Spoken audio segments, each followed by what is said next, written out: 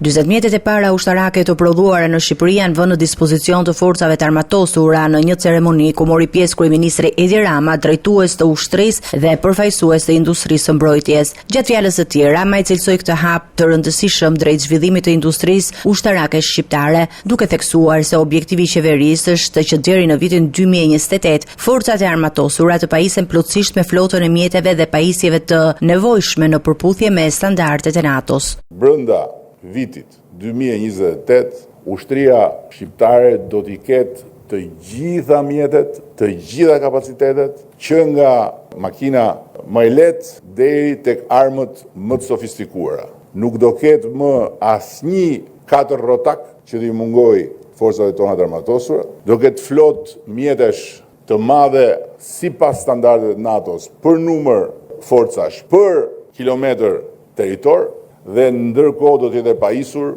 me shumë çka tjetër që ka filluar të projektohet dhe të prodhohet në vend. Rama u shpreh se ambicia e Shqipërisë nuk kufizohet vetëm në furnizimin e ushtrisë shqiptare, por edhe në krijimin e një industrie konkurruese në të ardhmen, që mund të eksportojë produkte ushtarake për partnerët ndërkombëtar. Mos u çuditni kur një ditë të vim përsëri këtu dhe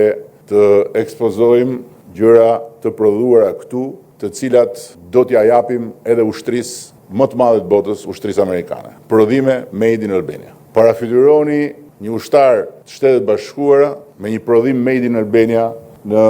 kompleksin e pajisjeve të tij. Rama bëri të ditur gjithashtu se kanë nisur përgatitjet për prodhimin e dronëve ushtarak në Shqipëri. Sipas tij, këta dronë do të përdoren edhe për mbrojtjen ajrore gjatë samitit të ardhshëm të NATO-s që do të zhvillohet në vendin tonë. Ku siç e kemi premtuar, mbrojtja e qiellit në samitin e NATO-s, ku do të jetë edhe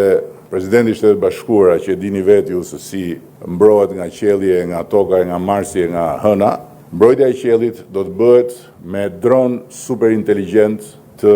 prodhuar këtu në Shqipëri, made in Albania. Ashtu sikundër, tani më jemi gati, kemi bërë dhe porosin edhe për mbrojtjen më të sofistikuar kundër ajrore, të cilën do ta ketë shumë shpejt edhe Shqipëria. Duke folur për zhvillimin e industrisë së mbrojtjes, kreu i qeverisë u përgjigj edhe kritikave, duke mbrojtur krijimin e kompanisë shtetërore Kajo, e cila sipas tij tashmë ka nisur të gjenerojë të ardhura përmes bashkëpunimit me kompani private të interesuara për të investuar në këtë sektor. Flitet shumë këto kohë për tradhira e përshitje të dheut e për lloj idiotësish që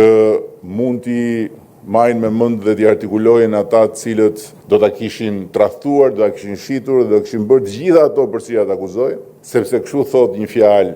e mençur, kush të akuzon pa prova, ose e ka bërë vetë, ose do ta bënte vetë atë për cilën të akuzon, por ja kjo është tradhtia jonë, që sot një kompani e krijuar për të shërbyer si qendër graviteti e industrisë sonë të mbrojtjes, 100% aksione të shtetit, ka filluar të argëtojë të ardhura nga këto lloj sinergjish. Rama njoftoi gjithashtu se së shpejti do të krijohet dhe një kompani e re specializuar për prodhimin e mjeteve për emergjenca civile, e cila do të jetë në dispozicion të bashkive në të gjithë vendin. Në kuadër të këtij projekti, Shqipëria pritet të pajiset edhe me 14 automjete zjarr fikse dhe ambulanca të reja, të ndërtuara sipas standardeve të Bashkimit Evropian për të rritur kapacitetet e reagimit në situata emergjente.